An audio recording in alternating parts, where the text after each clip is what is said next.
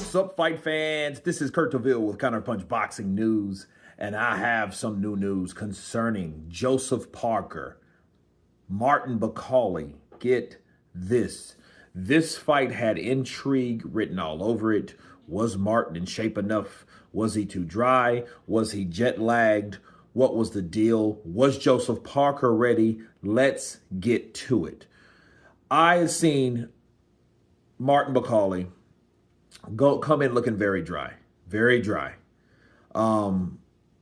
Unlike Joseph Parker. Joseph Parker came in heavier, 25 pounds heavier, 20 pounds heavier, but still looking good. And I seen the speed difference right away in round one. And it shows you something about Martin Bakole. Martin Bakole is a dangerous fighter because he's a slow fighter, he's a slow-footed fighter with fast hands. And he's a very dangerous counterpuncher.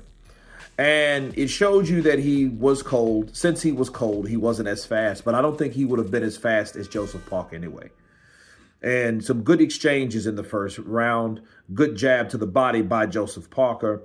Martin Bakole, of course, caught him with these quick uppercuts where he effortlessly throws. And he started catching, and he caught Joseph Parker early, okay? And the round one was over quickly. Round two, those chopping shots, those uppercuts, because Joseph Parker started to try to come in with the right hand. He started to immediately get hit with uppercuts, which he already got his nose bloodied from those uppercuts. And I'm thinking, ooh, this is the beginning of something very bad for Joseph Parker. Until Joseph Parker caught him with a right hand. And Martin Bakole gave him an expression like, is that all you got? Guess what? Maybe he shouldn't have done that. The right hand landed, hitting Joseph Parker hitting Martin Bakole in the temple. A delayed shot. Down goes Martin Bakole. Timber! Down he went. Now, this is what the controversy came in. He gets back up. The towel was already thrown in, and there was no time for Martin to see what he was able to do after he got hurt. So I think it was an early stoppage. However, I was very happy for Joseph Parker. Joseph Parker showed that he was ready for a fight. He showed that he was ready to take on whoever, because he took on whoever, and his name was Martin Bakole. Now, how does that affect Martin Bakole? I don't know, okay? I'm yet to hear about his interview that he just had. I just seen it, so I will look at it and do a video on it later on. But one thing I learned, no one in the heavyweight division is invincible, okay? Martin Bakole, we talked about how big and bad and dangerous he was. But I think at the same time, it's always no fun when the rabbit has the gun. And in this case of boxing, the rabbit always has the gun because they have their own attack weapons. And Joseph Parker also can punch.